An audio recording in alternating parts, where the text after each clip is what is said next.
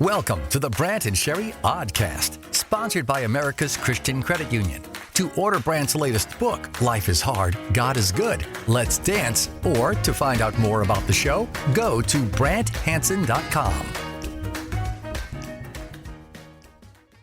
A lot of people, newcomers to the gym.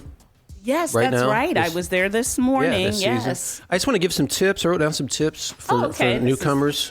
This is nice. I want number one, what used to be called like the leg press or the lat pull down machines. Those are now look at your phone stations. I need them to understand that because they may come ready to work out. Secondly, always ask nicely when you want to use a particular look at your phone station. But someone else is using it to look at their phone. It's polite to work in by asking, hey, can I jump in here for a minute, look at my phone? Yeah. That's nice, Brant. Thirdly, don't hog. If you're the one currently using a look at your phone station, allow others to jump in for a quick set to look at their phones.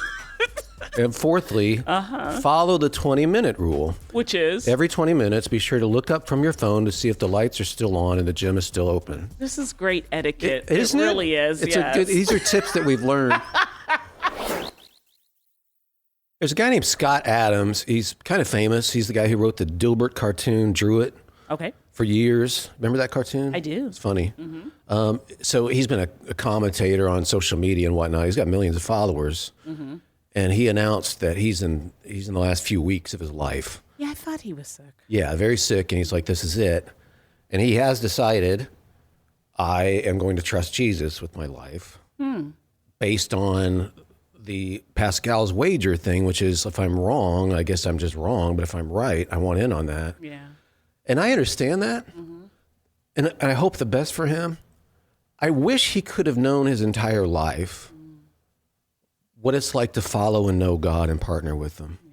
So I'm excited potentially about his eternity and whatnot, but I'm also sad because it's not just about after you die for us. Mm-hmm. You got to understand, like his way of life is better now. Eternal life begins now for those who trust in him. And I wish he had been able to experience that. Maybe you want to live with anger the rest of your life, but I bet you don't. I bet you don't. So here's a good thing to think about going forward, like setting a new path, beginning of the new year-ish. Don't cultivate anger. Ooh. We cultivate it. I mean, that's the problem. And we've got plenty of people wanting to help us do that because it's in their interest to have our attention, to get us to click, to read the thing, to get upset, the blah, blah, blah. Like, there's plenty of people. But I don't have to cultivate it. It'll happen when my will is crossed. That's anger just happens. But the cultivation of it makes it even worse. And who wants to live the rest of their life that way? How can you focus on the people in front of you? Maybe you got kids or friends or people you love around you. You can't do it if you're consumed with anger. Don't cultivate it. Oh, I got a business idea. Okay, we're talking about everybody coming back to the gym this time of year. Yes, absolutely. And I was talking about how everybody's on the phone all the time at the gym now. Look at your phone stations, which is wonderful, okay. Sure. New gym chain. Planet, look at your phone.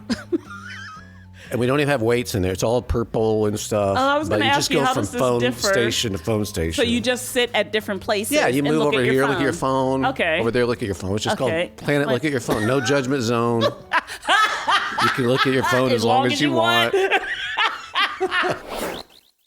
Oh, I forgot to mention from my year's predictions. Oh, yes. Which got real serious real fast. I wanted it to be lighter, but it wasn't. We had a good time on it, There's going to be a big movie this year. Okay.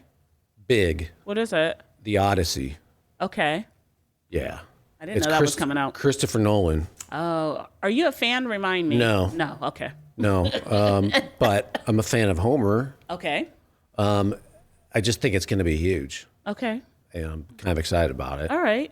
But I could be disappointed, but I just think that's going to be the biggest movie of the year. Okay. And this shouldn't follow from that. But here's another prediction that I think will tie in weirdly enough. And then at the end of the year, if I'm wrong, great. That's just why you make predictions. Okay. I think Stoicism is going to keep getting really big this year. Mm-hmm. And actually, it's not related to the Odyssey, but I think people will try to relate it to. Like, Stoicism doesn't follow. Homer was a polytheist, like you would be back in the day. Sure. But he preceded all that stuff to the point that people don't realize like how early that those stories are. Way early, so that when Alexander the Great, like attacked the Persians and he crossed into Turkey, modern day Turkey. He went to Troy, and Troy was already a tourist trap. Oh, wow. He went there just because it's like, oh, wow, this is where Homer, you know, and all the It was already there. They're already like selling tchotchkes and key rings and stuff. Homer mugs. Yeah. He literally took like a side jaunt. He's like, oh, wow, I get to go to Troy. He's already a fanboy. He actually carried a copy of Homer's stuff with him. So that's how old it is. It predates Stoicism. I just think Stoicism's got enough wisdom in it that if people they don't want a transcendent God, they don't want a personal God that has appeal, because you're trying to make sense out of the world, and so much of the seeming wisdom. So there's legit wisdom there, just like it is deposited in a number of worldviews. There's a lot in Stoicism that echoes some Christian ideas, or even just Proverbs. Yeah. But then you're left without this personal God. That's what it is. And I think I understand what you're saying and actually believe that, because I think you're trying to find meaning probably without authority, right? Like, you don't want... Yeah, I think I think it could be part of it. Or he had a bad experience maybe with church people or something. But it's like, doggone it, there's just so much here, and this makes sense to me. So I'm just, if I was guessing, I would say that. And again, I think there's great news for Stoics, like that you're on to a lot of good stuff, but it's even better. You can actually know this unknown God. It's actually a conversation that happens between Paul and people in the New Testament. Same thing. Yeah. He's like explaining who Jesus is, and it's really brilliant. Hey, this is Brant, and I have something you should know about. This is actually some very practical advice I'm going to give you. I'm almost proud of myself, although I have no responsibility for how awesome this actually is. America's Christian Credit Union.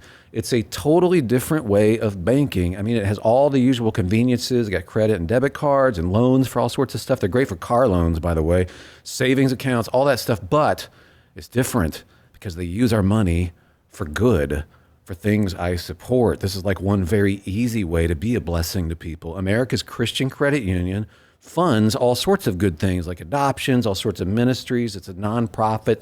We get the benefits of a great credit union, but it helps people. I believe that is what is called a win-win. They're rock solid too. They've been around since the 1950s. So you should look into it. It's americaschristiancu.com/Brant. They have a special bonus if you go to that link. It's americaschristiancu.com/BRANT.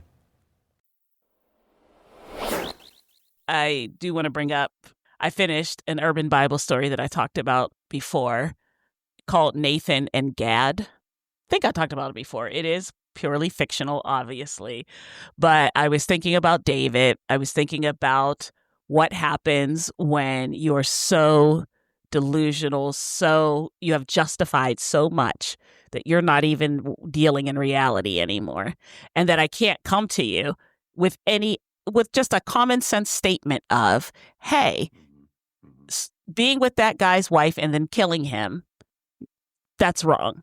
I can't even say that to you. That's how much you have justified yourself. That's how much you've believed your own virtuous story. It's how you're so gone that only story will work, right? Like, and even that story, I have to I have to know that you're going to put yourself in the virtuous person's position and then flip it. But what does that feel like to have that story? I don't know of many other prophets who had to deliver a message from God in that way. And so I thought about what does that feel like to have to kind of hone that story as a storyteller? And so Gad is a contemporary prophet of Nathan's. He was also a prophet to David in various stories. And so I just have one night where they're together and they're just trying to make that story right before he goes to tell David. What do you say? He had a sheep. What do you do with the sheep? Like all of that. And then it is also the overarching of the reflection of how someone fell like that. And so they also that could be really funny. Yeah, it's fun. I feel like it's funny. Feel like it's fun. I feel like it's hopefully has some poignancy to it of someone you really love. They're not relating to him as like he was the king, he's the leader, but like they call him boy a lot because that's how I would imagine a prophet that has to do that boy, you know what I mean? And they go back to different things that he has done, both good and bad, and how much they love them and how did we get here. So they're singing because they're my friends and, my guys who sing. So, so that's over on the Urban Bible Story podcast feed, and we'll play a little clip here. But if you're like, that's not scripture, then just indulge me that I'm thinking through story and wanted to think through it through characters that we already know. Right. That's great. Yeah, I'm very excited about it. It's already done. Yeah, it's finished. And so I'm going to post it and just super excited. Tim, who played the pastor in the black pastor in Bold and Sanctified, does the singing. And so they kind of call back to Psalms that David has written. And I had fun doing it. Hopefully people have fun listening to it. Good. Yeah. I look forward to that. Yeah. Good. Oh, okay. So how about we talk about how the poor man owned nothing but the little lamb? Perfect. And he raised the lamb. Keep using the word little. Trust me, that hits. Okay. He raised the little lamb and grew it up with his children. Yes. So it was like a child to him. That's good, bro. That's good right there. And how about the lamb ate from the man's plate and drank from his cup? Ugh, that's nasty. But I guess it could work. Sound like some stuff David would be on too. No cap. Go ahead. How about the rich man took the poor man's little lamb instead of one of his 50-11. Right. 50-11 lambs he already had, and he took it just 'cause he could. Hey. That's just not the man I knew. That's why God is sending you. All right, friends, there's a little bit of Nate and Gad Urban Bible Story. Again, purely fictional. So I am not implying that this was a scriptural event. It was just something I imagined on what could have happened. And more so, hopefully, it's a commentary on culture and the power of story. That was my point. Hopefully that comes through. If you heard that and you're like, oh, I'd love to hear more of that, you can find Urban Bible Stories wherever you get your podcasts. If you heard that and you're like, boy, that's trash, well, then thank you for indulging me. And let's get back to the podcast. There's a big class action lawsuit going on. Okay. People are suing McDonald's because of the McRib. They say, what's the problem? There's no rib. Yeah. It's meat, but it's not rib meat. No, it's something. But they try to shape it like a rib. Of course. Yeah. It's just Is this new to everyone finding this out? The lawsuit is. And if you've had a McRib in the last 4 years, you can get in on the class action. Yeah. I never had one because I knew that it... Kind of suspected. Can't just shape it like a rib. Call it McRib. I don't think this is a rib. It's just Mick. That's all it is. There's no rib. I want to say once again, welcome to this station and the show if you're new to it. And just to recap what we're doing here, this show has a, we have an agenda. Mm-hmm. In a good way, I hope. Like, we want to point you to Jesus and what it's like to follow him. And so we'll talk a lot about that. And we're goofy too. I have a strange sense of humor. Sherry's got a big laugh that comes through too. But our whole point is to try and encourage you to partner with God in life and know his peace. And a lot of this stuff we share, by the way, I'm just learning. So I'm not coming down from the mountain like, I've got it all figured out. Neither we're friends on this journey together. Yes, that is it. So if you're interested in that, you want that kind of encouragement, you are totally in the right place. You see this a lot. There's some kind of message that'll be like, what about you? You give so much. You need to take care of you. You know what? That can be very legitimate. Mm-hmm. But you also have to be a little bit leery, at least I do too. What's coming to me? What about me? Does anybody take it? Because that's like the first lie that Satan uses. It absolutely is. Right in the Garden of Eden. Yeah. Did he really say that? What about you, though? You should have this experience. You should know these things. And it's so persuasive. That lie just gets us every time, practically.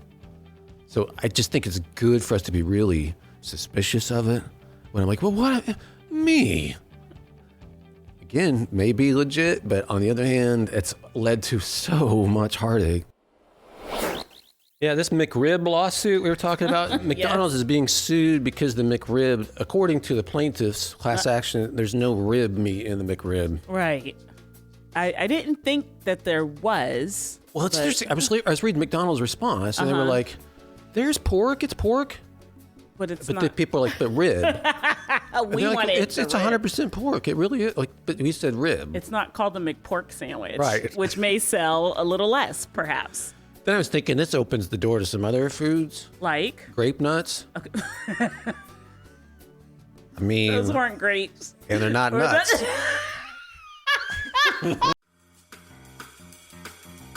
The Brant and Sherry Oddcast, sponsored by America's Christian Credit Union. To find out more about the show, go to BrantHansen.com.